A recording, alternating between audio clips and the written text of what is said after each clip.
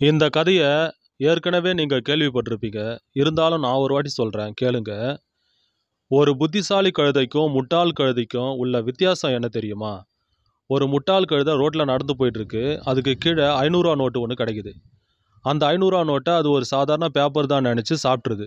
ஏன்னா, கழுதைக்கு பேப்பர்னா பிடிக்கும். அதனால சாப்பிட்ருது. அதுவே ஒரு புத்திசாலி கழுதைகிட்ட அந்த ரூ. 500 நோட்டு கிடைக்குது.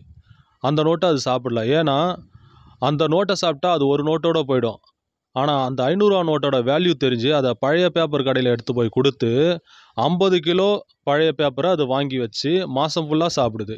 இந்த மாதிரி தாங்க, லைஃப்ல நெறைய பேரு தனக்கு கிடைச்ச ஒரு நல்ல வாய்ப்ப சரியா பயன்படுத்திக்காம, அற்ப சந்தோஷங்களுக்காக லைஃப தொலைச்சுட்டு, வெற்றி கிடைக்கலையேன்னு வருத்தப்படுவாங்க. யாரு ஒருத்தவங்க நல்ல வாய்ப்ப உருவாக்கி, அத சரியா பயன்படுத்தலையோ, அவங்களுக்கு வெற்றின்றது என்னைக்குமே எட்டாத கனிதாங்க. அதனால நம்ம கிட்ட இருக்கிற விலை மதிப்பற்ற நேரத்த நல்ல வாய்ப்ப உருவாக்குறதுல செலுத்தி, அந்த வாய்ப்ப சரியா பயன்படுத்திக்கிட்டா, நாம எப்படிப்பட்ட இலக்கையும் ஈஸியா அடைஞ்சிரலாங்க.